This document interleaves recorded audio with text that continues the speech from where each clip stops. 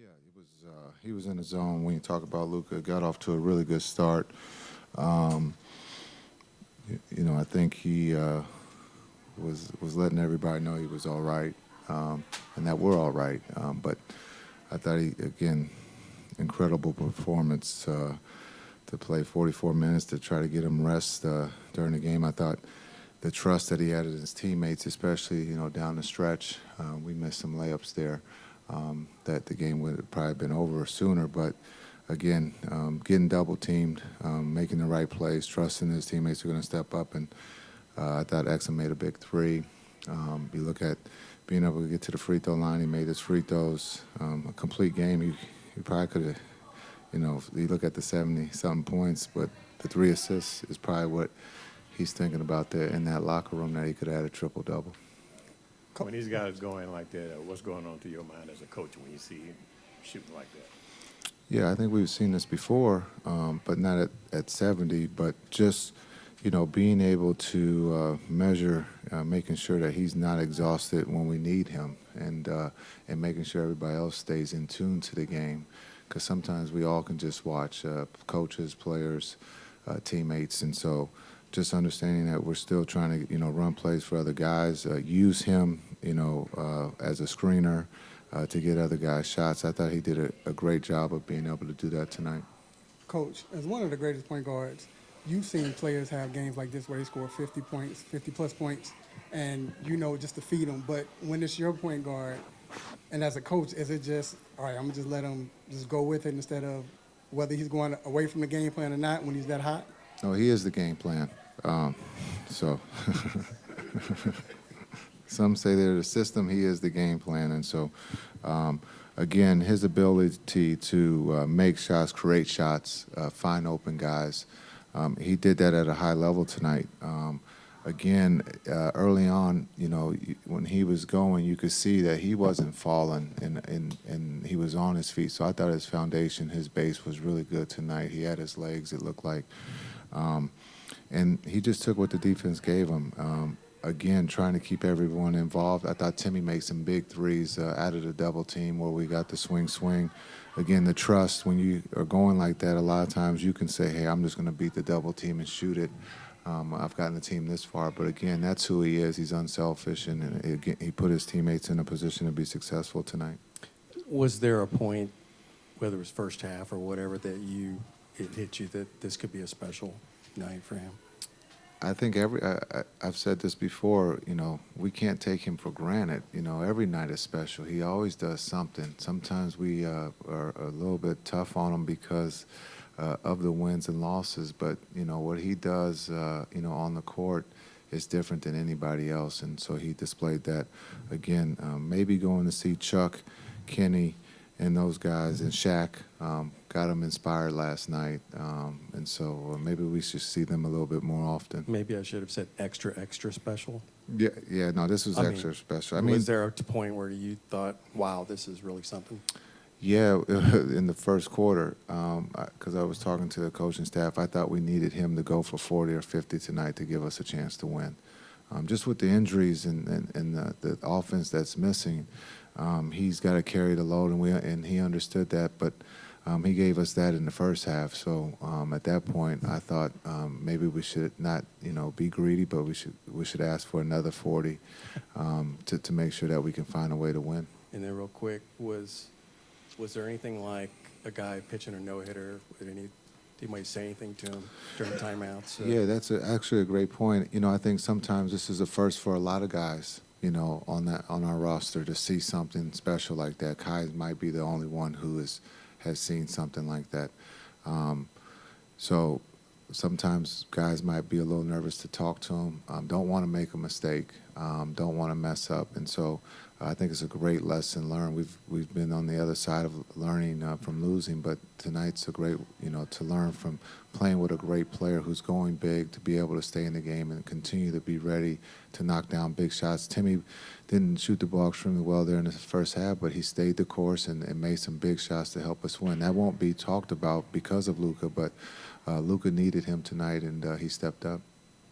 What is it about Luka's, unchanging view of the game that he is still making passes in the fourth quarter? I know you talked a little bit about it, but just that entire mindset of how, he plays the game, even in a game like this. Yeah, I think we talked about it the other night. The Picasso. This is, one of his best paintings. This will draw a lot. This will sell at a high price. Just the way that he painted the game tonight. But the pass that people won't talk about is the one under the basket that he threw over his head back to the top of the floor. I don't know if we made it, but it was like there was a crowd around him, and for him to identify who was open in that moment it's just it's a surreal situation as a coach, but as a player or teammate, you got to be thinking, how did he find me? But that was pretty special tonight. But we needed every point, every minute, and he delivered. And then, Brad asked about do the players on the bench, look at things differently? For Luka himself, we know that he checks the stats, especially when it's triple doubles, but was there any indication at all that he, that this was a different game for him, or was it just kind of the same Luka you see in the midst of a game every time? No, this was a different Luka, and the biggest thing, and we talked about it after the last game, I thought his emotions, I thought he was happy. We talked about, I think about it this morning, when you see him smiling, he's at peace, he's happy, he's going to play at a different level. He does get emotional on the court. He is shy off the court. I think he was shy tonight, and he played at a very high level with his shyness. Coach, we saw Embiid and Cat go for 70 and 62 respectively. But then tonight with Luka scoring 73 and Devin Booker scored 62 tonight. What does that say about the NBA today? These young kids are playing at a different level. When you can see the way that they can score the ball, the way that they can shoot it, it's different. It's in understanding Book, Cat, Embiid, now Luka. This is a rare, but it also just shows how the game is in good hands with these young players, and it's only going to get better. First of all, congratulations on the win, but the anniversary of Kobe's death is today, and to be able to perform like that when the NBA is celebrating his life, like how special is that? It's amazing, man. It's very special. We all love Kobe, man. It was a big tragedy. Can't believe it's been 4 years already. So it's special, to feel on the same day. But obviously, I wish he was here. When you're hot like that, is it one of those things where, like Coach Jason Kidd, like kind of go away from the game plan, not purposely, but just because everything's flowing like it is, whether you're scoring or passing? I mean, I think it's hard, but was trying to win the game. They would double me the whole time in this fourth quarter. I think so. Sometimes you just gotta make the right play and have trust in your teammates. When you got it going like that, what's going on? Anything special going on in your head at that time? I mean, not really. Just excited, Just excited. It's not really going on, but just, sometimes you just can't believe it. That first half, when you ended with 100 points, I mean, does that sometimes that amaze you that you got that many points at the time of the game? Well, I think that was the record for me, so it was special for sure, But like I say, we were trying to win the game, so that was great. Was there a point, I don't know, whether it was during warm-ups or halfway through the first quarter or a stretch of shots where you realized that this could be a special night? I mean, I don't know. Maybe after I had 41 in the first, maybe then, but, you never really know. Sometimes you feel great, sometimes you don't. Because today, in my warm-ups, I missed a lot of shots. So you never know. And how were teammates reacting towards you, like during timeouts? Did you sense that they were any different, maybe not wanting to jinx anything? No, I mean, but they were amazing, man.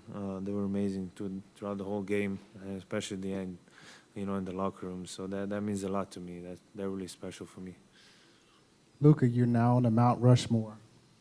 Most points scored in a single game, joining Wilt, Kobe, and David Thompson. Is this something that you will set in later, or it's on to the next and thinking about the next game? I mean, we have less than 24 hours till the next game, so I gotta recover, man. But no, those names are special, man. It's unbelievable. You just feel special to be in that conversation with those names. Jason talked about, just how you're, even deep into the fourth quarter, you're passing. Obviously, they're sending hard doubles at you. How different was the game when they were literally doubling you in the backcourt? And, how do you adjust to that? I mean, just when they double pass the ball, we try to put him in the corner because we all know when he gets in the corner, he's going to make 9 out of 10. But just play out of it, to take the paint, and then get a great shot. And then what happened when it could have been 75 tonight. You called for an alley-oop, I think, at one point. in the first quarter. I was there. If I was running, that would be different. I don't know. Josh thought you called for it. Oh, that was, yeah. No, I can't. I was standing, so I couldn't jump. Luka, Well, I think you made up for it. the game-sealing three, you made a pass to Dante. You could have taken that shot yourself, but instead you made the right pass and he hit the shot and basically ended the game. I was in Ljubljana recently and I actually played on your court. It was great playing with some Slovenian guys. And what I really noticed, though, was even at pickup ball, these guys are passing the ball a lot. How much was it emphasised to you when you were growing up with obvious, significant individual talent to still be the good teammate and make the right pass at the right time? Yeah, it was big. I remember playing that court every afternoon after school. It didn't look that nice before, but it was. Sometimes they didn't allow me to play because I was like 11, 10, but they were like 20 plus. So sometimes they didn't allow me to play. But just how they, they were physical. You learn the game like that. So, Luke, well, just you're talking about it as well before the game. You didn't know if it was going on, but you lost a bet to your fellow Balkan friend, Bogdan Bogdanovic. You missed that half-court shot and had to hit the 5 push-ups. Was that something maybe that got you going, playing against someone from that same area you're from? I mean, it's always special to play guys that especially Bogdan. We have great relationship. But no, the pushes were with the coaches. We bet on something else, but I lost, yeah. So, Luka, of course, you were drafted by the Hawks. In the third quarter, maybe the fourth, the fans started cheering. It's, when you saw the 60 and the 70. How did it feel to hear the cheers from the Atlanta crowd? Oh, it was great, man. I could have been here, but I think it did benefit for the both sides. I actually saw one fan wearing Atlanta jersey with 77, so I was laughing. So Luka, it was good. Special to score that amount of points in this arena. You set the record for this arena, but just because you're tied to Trae Young and the Hawks, to do that in this arena in front of this crowd, is it more of a bigger deal to you, or is it just a big deal no matter what? I mean, I think it's a big deal, but there's always going to be trades in conversation when you come back to one place that could have you. You always have maybe some more special thing to it. So maybe it was more special, yeah. Devin Booker scored 62 points tonight, and then you see what Embiid and Cat did on Monday night. Can you just speak about the NBA and where it is right now? I mean, you have some amazing players, man. There's so much talent in the NBA. I don't think you have ever been this much talent. I don't know, because I didn't watch NBA before, but obviously you have great names. But you have so much talent in the game that it's just insane. Oh, yeah. That was a great time.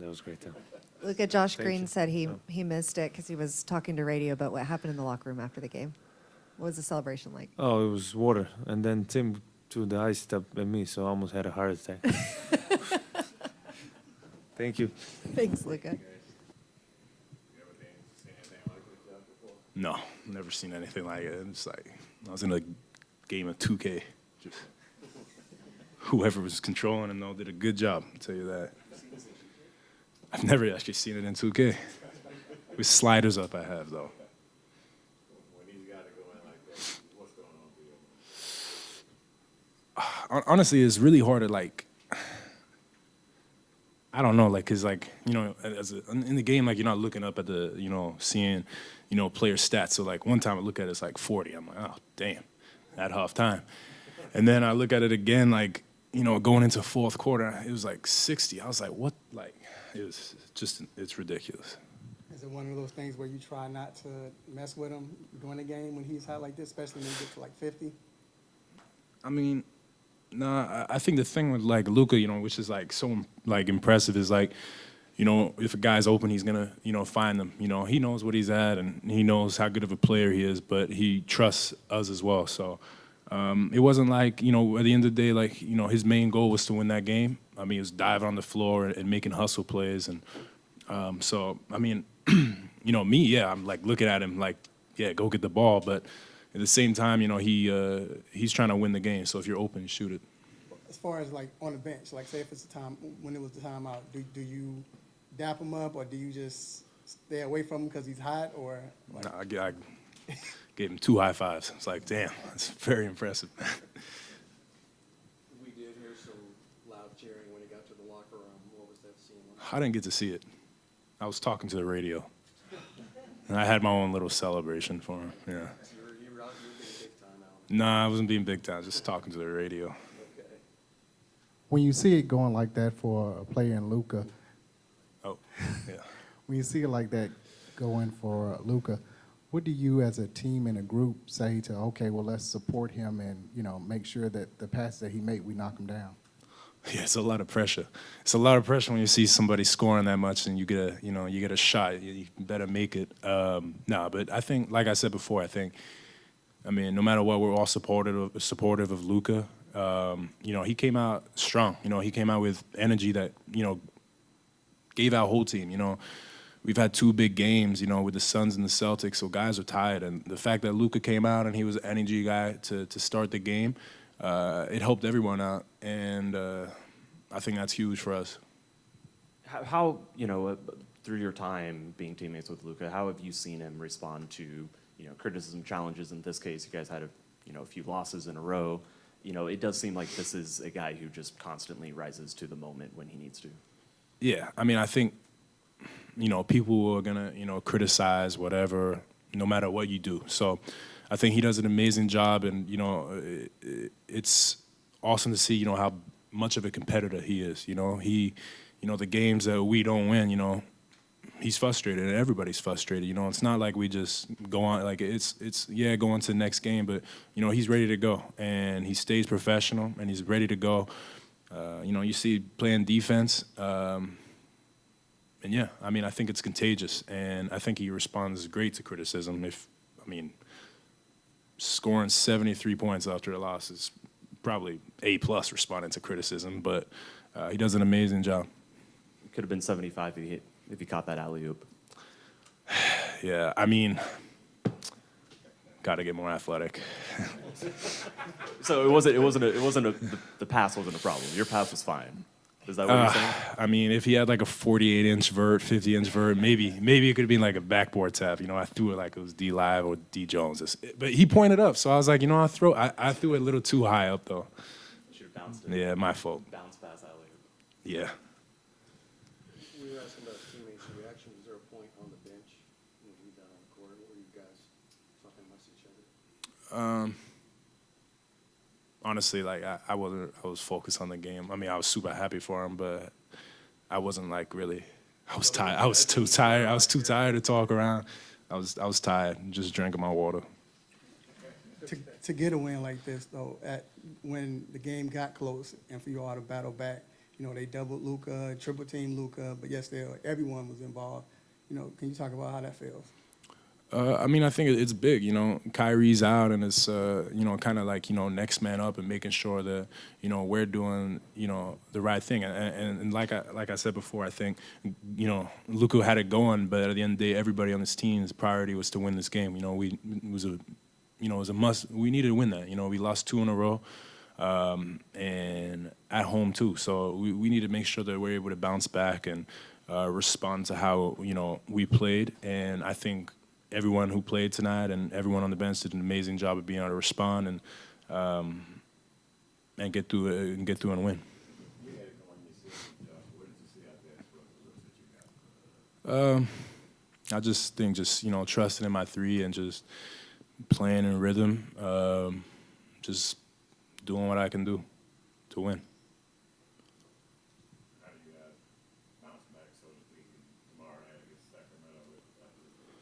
Yeah, I'm gonna fly back tonight. Get a good night of sleep, and then straight back to it, and carry this momentum over. Thank you. Easy.